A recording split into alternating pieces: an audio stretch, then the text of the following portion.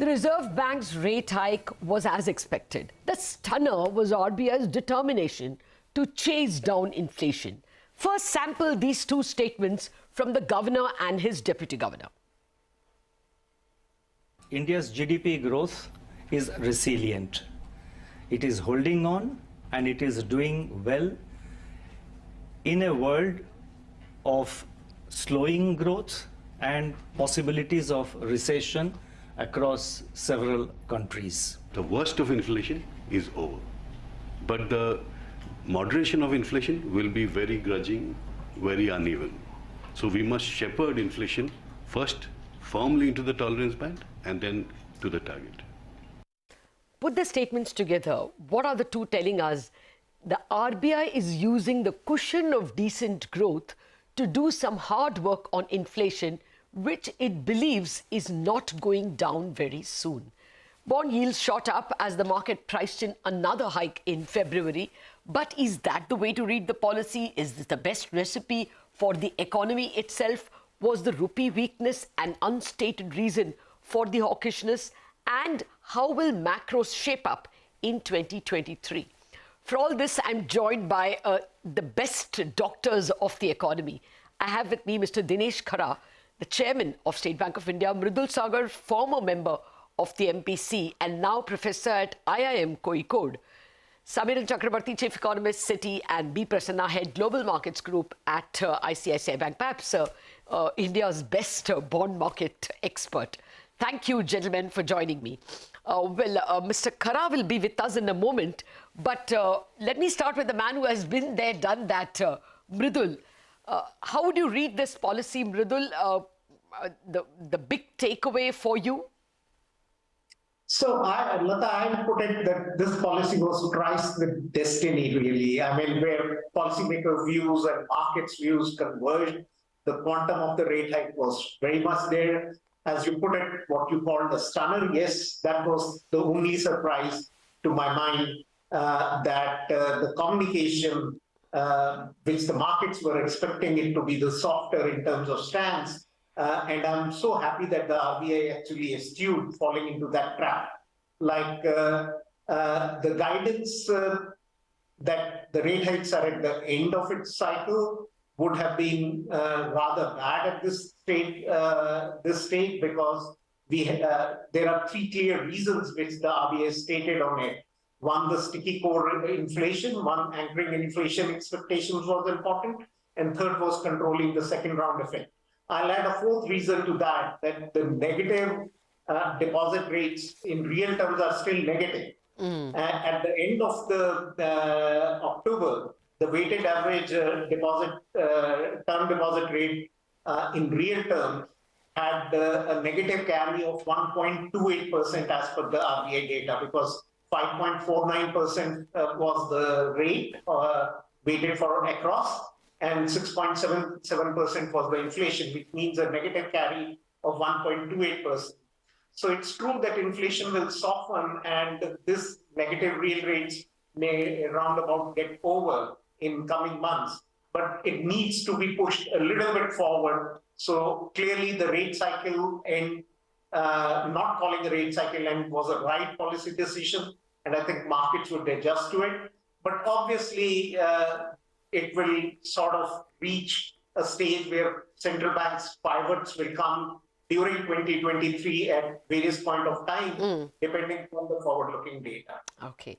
You said this policy made you happy. That makes two of us, Mridul, because I would think that the Reserve Bank has been extremely prescient and outstanding in the way it has clearly enunciated that its goal is to bring inflation to target. And target is not under 6, target is 4. Samiran Chakraborty, what hereafter would you read? When the governor says that, removal of accommodation is not over, should we only assume February hike or should we assume even more? Hi, Lata. I think the key point for us was that the emphasis on the stickiness of core inflation. Oh, yes. Yes. We all understand that this is not a stated objective of the MPC framework, but to bring core inflation into the operative part of the MPC's forward guidance now makes us look at that number much more seriously. So whether RBI will just be comfortable with a slowdown in the momentum of core inflation, or would actually want core inflation to also come down to a significantly lower level, maybe closer to 4%, is something that we need to see. Why this is important is that a inflation basket which has such a high proportion of volatile food and fuel items, if core inflation is not closer to the target, there is always a risk that we will reach that 6% upper limit with even small shocks. So that's where I think this policy is very important, that it is bringing in that core inflation and using a strong phrase like breaking the core inflation persistence. And we are bringing in the possibility of another 25 basis point hike over the 6.5% terminal rate that we already had in our forecast. But making that our baseline view becomes a bit difficult because the timeline for that is April 2023, which is still far way off, and a lot of things can change by then. But if core inflation momentum does not recede by April 2023, then we will not be surprised if the RBI goes one notch higher to 6.75 from the current baseline view that we have of 6.5. What's your forecast now on core inflation? I mean, I have never collected that from you separately, but is it receding from 6 by April in your estimate? It is coming off because what we typically would try to model core inflation on the back of output gap. And the output gap is going to close down by end of this fiscal year. But then next year, since we are baking in the lagged impact of monetary tightening and the global recession, the output gap might become slightly negative again. And in that context, the core inflation momentum should also slow down. But it looks like even for next year, the average core inflation could be between 5 to 5.5% and not closer to 4% unless there's significant global commodity price corrections. Okay, fair enough. Okay, now for the man who has to make money for others and for his bank, Prasanna. Prasanna, what were your takeaways? And now where do you see the 10-year, the OIS, etc. Ranging? Do you see more yield jumps? So I think, Lata, first thing, I think what the policy did is to signal to the market participants, all the stakeholders, that stop looking at just the US rates to decide on where the RBI policy is going to be and start looking at Indian inflation very closely. I think that to me is a very, very important statement, because somewhere in the last 2 years post-COVID, our focus on the 4% inflation target, for all the right reasons, kind of got diluted, and we were okay with the 2 to 6% kind of a range. And we were also sometimes okay with the fact that due to the health reasons and due to the fact that it is a really big scare, we were even okay with a inflation of higher than 6%. And like I said, for all the right reasons. But I think right now, since economy is reasonably doing much better than most of the other economies, I think it's the right time for RBI to get the focus back on what we call as a 4% inflation target and not just the 2 to 6%. And that, I think, is what this policy has done, number one. And number two, what it has done, like I said, is also to bring the focus back, like Samiran said, on how the inflation trajectory is going to go, how the core inflation, more importantly, is going to move.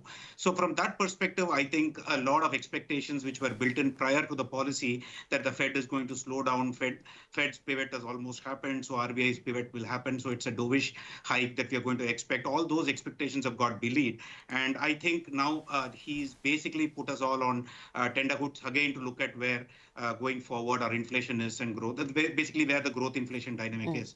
So from that perspective, I think I would kind of agree exactly with what Samiran said, which is to say that the next 25 basis points is kind of a certainty in February. But by the time the policy after that, so which means we'll go to 6.5. And by the time the next policy happens in April, in all probability, the Fed would have probably pivoted and would have probably paused or looking to pause. So that is the only uncertainty uncertainty that I can see. But otherwise, if you look at the inflation trajectory and the fact about real rates that Dr. Patra spoke about, it's pretty clear that they have to keep rates at a higher level and maybe go to something like 675 or so. So from that perspective, I think a lot of repricing is happening in the market, but at the same time, a lot of other things are also happening in the global markets. Like you would see that the US bond yields are now unable to go beyond 360. They are again coming back towards the 350 mark on the 10-year at least, even though the 2-year is pretty much on the higher side. And even though you have a Fed futures expectation of a 5% Fed rate, and you've also seen the crude oil prices, coming down, in fact, crashing, I should say. So these things are the opposing effects which are kind of ameliorating each other. Okay. And hence, I think the repricing is constantly happening. I would say that for the month of December and maybe till the budget, we don't see 750 also. I would say 740 as the kind of peak, 720 to 740 as a range. But then when the budget comes, the budget arithmetic will then determine how bond yields move beyond that. Okay, very quickly then, Prasanna, do you think it's very clear now deposit rates, at least in some big banks, will have to start moving up? I will get Mr. Khara sooner or later to speak about that. But do you think the amount of money that was going into the stock markets or into risk assets in general may start decreasing as interest rates start becoming attractive, as debt starts becoming attractive? Yeah, so Lata, I think there are two different arguments. One is if you're looking at an incremental investment options for an investor at an 8%, let's say 8% fixed deposit rate. No, most of the banks are still not at 8, but I'm just giving it as an example. If you talk about an 8% fixed deposit rate or a debt return of 8% coming from a mutual fund, definitely is a serious threat for the kind of returns that you can potentially make in a risky instrument like equities. And that itself by itself calls for an asset allocation which shifts from equities towards debt. So that is one part of the argument. Yes, on an incremental basis, yes, it makes the case weaker for equities and makes the case stronger for fixed income as deposit rates keep increasing. But on the other hand, a lot of discussions have also happened, Lata, in the media and various other places about the small savings mobilizations and equity market mobilizations actually impacting banks' liability growth. But I think what I would say here is that technically it's only the CASA which the banks get should not be impacted at all by this, because ultimately this money, even though it goes to small savings, it comes back to the system when the government spends, or when it goes into equity mobilizations, that also comes back to the banking system in the form of current account deposits. So yes, while term deposits of the banking system is getting impacted because possibly getting impacted that too because of the equity mobilization, the overall banking system deposits can only can only go down if either a current account deficit happens or if the CIC increases. No, very short, very quick answer. Do you think that the money going into stock markets could recede a bit? Yes or no? Yeah, I thought I did answer that. Yeah, that's right. Okay, you think debt becomes... Incrementally, it makes the case weaker. But debt becomes attractive. Yeah, incrementally, debt is becoming on the margin more attractive than equity as the deposit rates increase. Okay, I'll run for a mandatory break. Back with much more, especially on the rupee.